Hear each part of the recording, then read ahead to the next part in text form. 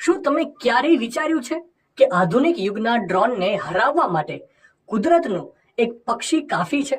જી હા, તો મળો આપણા અર્જુનને.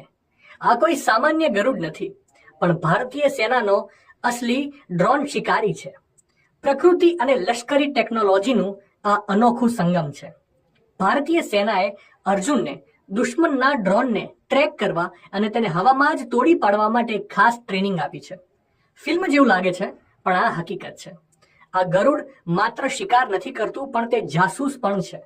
અર્જુન પોતાની સાથે એક નાનકડો કેમેરો લઈ જાય છે, જે જમીન પર બેઠેલી ટીમને લાઈવ ફૂટેજ મોકલે છે, અને એ પણ કોઈ જાતના અવાજ વગર કે કોઈ રડારમાં આવ્યા વગર.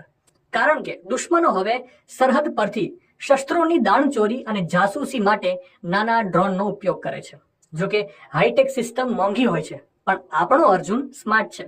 તે દુશ્મનોના ઠેકાણા સુધી પહોંચીને ગુપ્ત માહિતી ખેંચી લાવે છે. જ્યારે ટેકનોલોજી નિષ્ફળ જાય છે, ત્યારે પ્રકૃતિ પોતાનો જાદુ બતાવે છે. ભારતીય સેનાના આ બહાદુર યોદ્ધા અર્જુન બાબતે આપનો શું અભિપ્રાય છે? કોમેન્ટ કરીને જરૂરથી જણાવજો.